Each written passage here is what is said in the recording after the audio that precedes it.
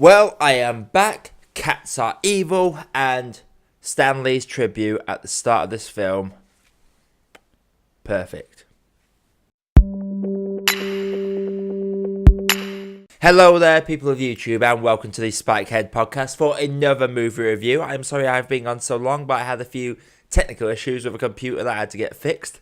But I am back now, and today we are going to be talking about what else could it be but Captain Marvel. Directed by Anna Boden and Ryan Fleck, starring Brie Larsson, Samuel L. Jackson, Ben Mendelson, and Jude Law. This is the 21st film in the Marvel MCU franchise, and is our last stop on the road to Endgame.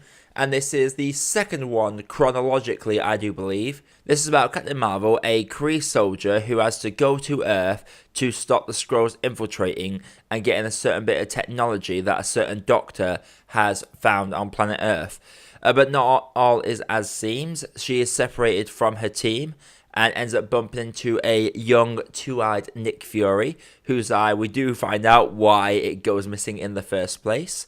But this film is all about Captain Marvel basically taking on these Skrulls and trying to find this woman before the Skrulls do. And to start off with, there are a number of positives that I can enjoy here, particularly the buddy cop dynamic between Captain Marvel and Nick Fury. Then they're bouncing off each other. It leads to some great exchanges character-wise.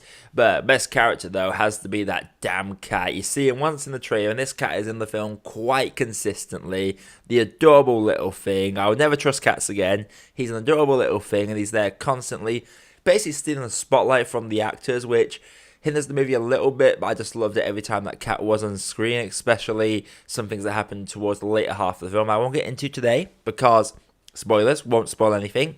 But yeah, Nick Fury and Captain Marvel, they have a great dynamic off each other, especially when they're exchanging dialogue. It's weird seeing Nick Fury being all chirpy and jokey and sarcastic. He's not really like that in the previous Marvel films, from what I can remember off the top of my head.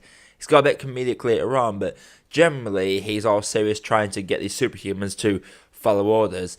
I do want to know why Nick Fury suddenly started wearing trench coats, though. It looks badass in them, but he doesn't wear one in this one, so why did he start wearing them? I do like how this film felt like an episode of Doctor Who at times as well. It just had that element of intergalactic relations between different groups of alien species, misunderstanding certain species, miscommunication sometimes causes conflict, which eventually gets resolved by the end of these Doctor Who episodes. It just felt very Whovian in some elements of this film, which I did really enjoy. There are a number of Easter eggs connecting it to several Marvel films. I look forward to some of my favourite Easter egg YouTubers releasing a video covering this. But we have links to the first Avengers movie, we have links to Guardians of the Galaxy, we just have links to pretty much everything. I think there's about 4 films worth of Easter eggs that are just shown up here. We get Coulson in this. It's great to see him back on the big screen there.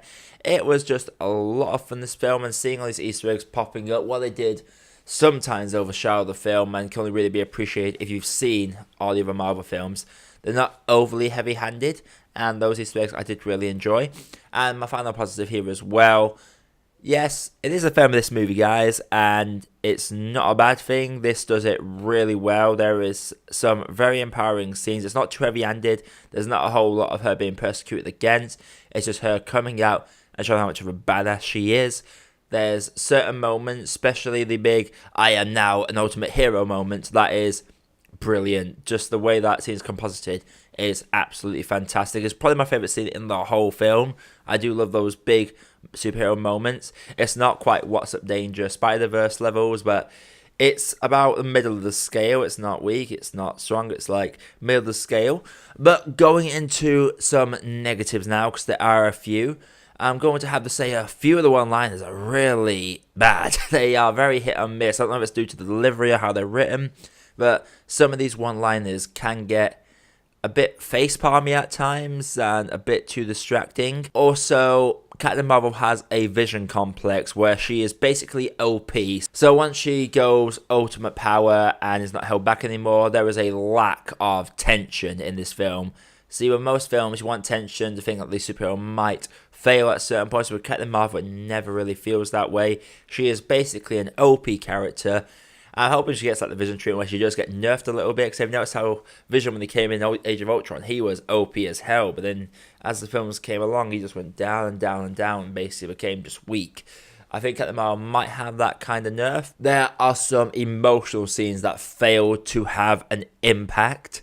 There's just a way the lines are delivered in these moments that don't really touch. There are some bits that are very emotional. There's a scene where a family gets reunited that's really emotional, but some of the big character moments with Captain Marvel just didn't really give me the effect that I would be looking for in this kind of film. Oh, and I do have to say, there was some very bad editing in this. There are so many choppy jump cuts. Like, you'll go from here on her face, it'll cut to the other character, and you'll still see the arm there. Very next shot, hands down here, you don't see it move or anything, and it's just like, whoa. See, usually with these jump cuts, I never really noticed them, but with Captain Marvel, I was noticing these jump cuts constantly, and that really got irritating from a technical perspective. And finally, with my negatives, we are back to the weak villains, guys. Marvel had a good run.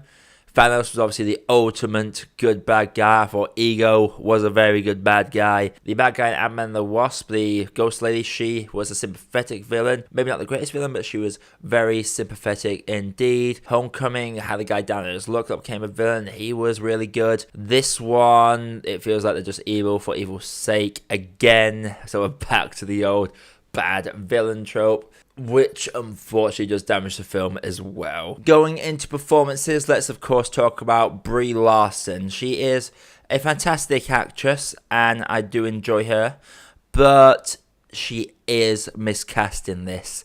She might need a few more films to get into the role more and more, but there's just something about the way Brie Larsson acts that didn't really fit what the character was trying to portray. All these cheeky one-liners and smirks. I don't know, it felt a bit soulless in how she was delivering them. Like, she's giving it her best shot. I like Brie Larsson, she's giving it her best shot, but a lot of reviewers have said she's miscast, and I will have to say I agree there. Like I said, there are some emotional moments that don't hit, and it's mainly Captain Marvel emotional moments. She would do a moment where you would think she would be crying or just getting frustrated or something like that, but her face is very much in the same expression. When she's smiling alongside other characters like Nick Fury or a friend's kid or just other kids, she's really good. That's where she shines, as to be expected from the girl from Room. But when it's just her trying to crack these cheeky one-liners, doing a little smirk, it didn't really work for me, which I'm quite saddened by, because this character was written really well, but I just don't think Brie Larson fitted it. I feel like we need an actress that was a little more enthusiastic. Brie Larson does smile in this. The smiling is not an issue, unlike all these people on the internet saying she should smile more. But there's only so much a cheeky smirk can do. You need more than a cheeky smirk just to make a one-liner hit. You need a bit of a charisma. I feel like Brie Larson doesn't have the charisma for dropping one-liners. She's a great actor for serious roles, but in terms of one-liner, jokey comedy, I didn't think she was that great at it. Like, she was my least favourite part of Free Fire, because the character was just a whole lot of nothing. Samuel L. Jackson, he was really good in this. Everyone loves Samuel L. Jackson, and it's great seeing him being able to wisecrack again. He's basically a PG-13 Jules in this film, and his sarcasm is really well done in this. His interactions with the cat are fantastic. Yeah, Samuel Jackson, really good. It's nice to see him as Nick Fury letting loose a little bit. Something that we don't get to see much of, but we got to see it today. That was really good. Ben Mendelson was really good. I did enjoy his character quite a bit, especially with all the makeup he's acting through. He does a really good job, and some of his delivery and acting performances were just really great. When he's supposed to be intimidating or when he's scared of certain things, he does great either side there. That was really well done. As for Jude Law, our latest Dumbledore, yeah, he's okay, I guess, but there's not a whole lot to his character, and he's just there mainly for exposition and other purposes that we'll not get into quite yet. But, yep, okay performance by Jude Law. I will say that the best actor in this is probably the cat. The cat just steals the show every time it comes on screen. But overall, guys, Captain Marvel, it's not top tier Marvel. It's not shit tier Marvel. It's sort of in the middle, maybe the upper middle area.